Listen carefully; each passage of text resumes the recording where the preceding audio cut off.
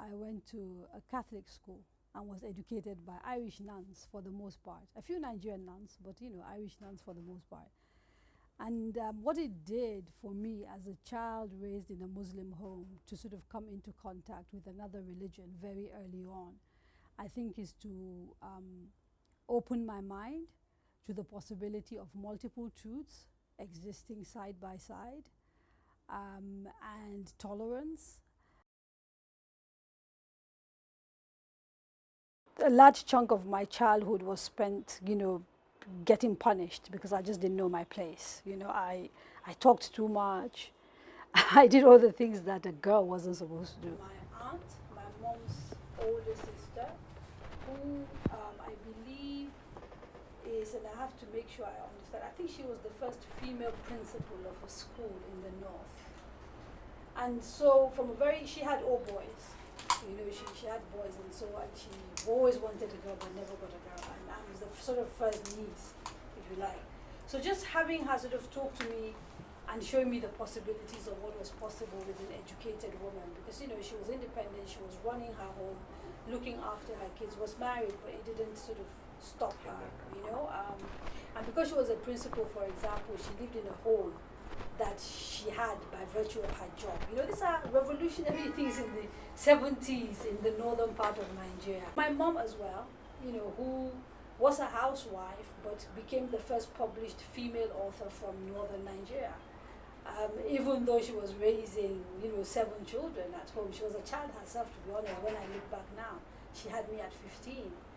But somehow had the superpower to sort of be able to write, publish, become acclaimed, write poetry, and do all of that. So there was I think, unconscious foundational thing that was done there. The first woman to have had a major impact on my life is a woman called Elizabeth Ohini, who is Ghanaian and had fled Ghana because of Rawlings. They were friends, and then the coup happened, and she was the editor of one of the biggest newspapers at that time in Ghana.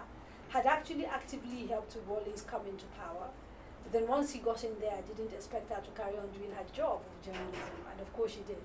So she ended up fleeing into exile, and it was in the BBC at the time that I got there. Amazing mentor, literally will hold your hand and teach you not just how to be a good reporter, but how to have the resilience to work in an institution where you are the minority. And in the UK, you're a minority not just from being female, you're also doing the color thing as well, exactly. And in an institution which is predominantly dominated by white men. So it started with her, and then other women as well throughout my career. Amma Organ, who basically was the wife of Dele Olojede, who was the publisher of Next. The two of them gave me a job as the editor of Next when I came back, not long after I came back from Nigeria. And again, I remember sitting on the balcony of our offices and just talking to her, and she had such wisdom. She was if I may use the word, kick-ass journalist in her time. She was the first female editor of a Nigerian newspaper, a national newspaper. And this was when newspapers were big, powerful things in this country. So she edited The Guardian and had, this amazing career, and was now coming back to try and give something back by building a newspaper that we'd hoped was sort of going to change the conversation around governance and all that, and it did to a certain extent. But all of that experience, again, of working in a male-dominated space, because even when I came back in the 2000s, it was still a male-dominated space, and there was no female editor of a national newspaper. Again, I was the only one in that space. So navigating all of that, and then dealing with a newsroom of men who were not used to reporting to female bosses, she just helped me deal with all of that. And some of that help wasn't even overt. I would only find out after the fact that she'd sort of smoothed, a problem there. Someone had come to complain, and she sort of managed to, make them happy. That sort of thing, And then more recently, my career in television started actually accidentally again by a girl that I had mentored at the BBC called Udwak Amimo. So she'd come to the BBC just a year or so before I was leaving. She's half Kenyan, half Nigerian. And we'd become quite close in the period I was there, and then I left. And she found herself in Nigeria running a newsroom called NN24. And they were trying to do a presidential debate. And had convinced, yes, and had convinced Jonathan Mann of CNN to actually come and host it. And she said, you can't do a debate without a Nigerian, for Nigerian leaders. And her boss had said to her, okay, so who can do it? And she said, Kadaria. All my life, I've been quite controversial. Whether it is conservative northerners who sort of don't approve of the way I project myself and the sort of questions I raise around women issues, around female education, around the relationship between the genders in the North. And look, at every point in my career, I've pissed off different people, right? And I came up with a town hall format that put the candidates, which was the name of the program, in front of an audience that is hand-selected from both people at home but also political parties and diplomatic community. What many people didn't realize, in that hall were also ambassadors and people from sort of donor communities. The interview with the incumbent president and his incumbent vice president, if you go back and look at it, I asked all the hard questions. So there was nothing easy about the questions I was asking. The difference was they didn't get on the defensive, and they had some level of control of the crowd that was in the hall. The PDP interview was a totally different kettle of fish from the beginning. So a hall that was supposed to sit 180 people, over 300 showed up. So my security from the beginning were overrun. I have videos, and one day at the right time I'll release them. Having to sort of use chains. There were people there with like placards, like they were coming to a rally. So it was a very different atmosphere, completely different atmosphere. And when the questions started and they started getting hard, instead of the people to allow us to settle and have what I thought was a really important conversation, because I think up to that point, many Nigerians, including myself, had not made up their mind who they were going to vote for. I genuinely believed that that was a platform that was going to enable people make up their minds, you know, one way. I thought it was going to be a very close election. But once the questions started getting hard, the heckling started. And I sensed there was an attempt to maybe try and bully me, and I don't do good when I'm being bullied, unfortunately. I become belligerent. Right?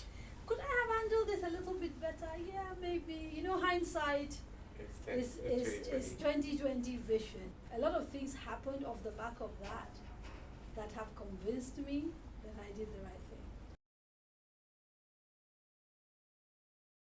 But this is part of the tragedy of this country, that 50 plus years after independence, the fault lines that defined us are still being used to stop us from uniting in a way that allows us to take on bad governance. I was in university during the sort of early Babangida years, so I've been tear gassed, and there's been progress, not enough in my view, because I think we could do much better.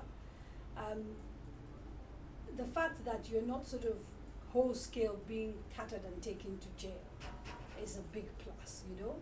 The fact that you're not sort of doing what people like Kule Ajibade and Dapo Oloryomi had to do, which is sort of publish here today, then carry their mobile printing press and run to another venue so that, you know, people don't come and find where they are, and they sort of distribute what they publish in the middle of the night. That sort of guerrilla type of journalism is absent. So we've made progress in the sense that I think governments think a little bit harder about harassing journalists.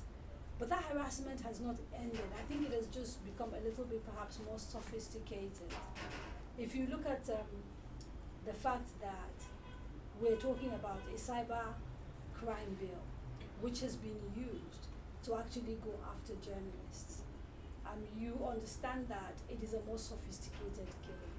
But you know, it's not surprising because, you know, democracy is a process. You know, you don't wake up one day and simply because you've started going to the polls, everything then becomes better. For Nigeria to become functional, you need to get to a stage where the Ekiti man, the Zamfara man, the man from Akwa Ibom, I'm talking regular people now, are able to see their common humanity and understand that their condition is not due to each other, but is due to those people that they've put in charge of resources. Is Nigeria working? No, it isn't. Can we make it work? Yes, I think we do. We can collectively do things that can make Nigeria work.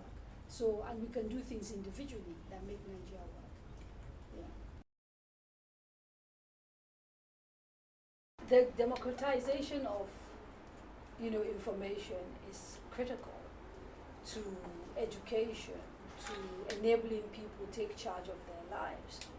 It comes with its disadvantages because what tends to happen is you end up with people who are maybe ill-informed, who don't have the advantages of some of the things that, you know, we have, and certain quality of education, certain access to information, exposure, the ability to sort of know that actually a Yoruba man is human, you know, because I have, you know, so my children are Yoruba, you know, I married a Yoruba man, right?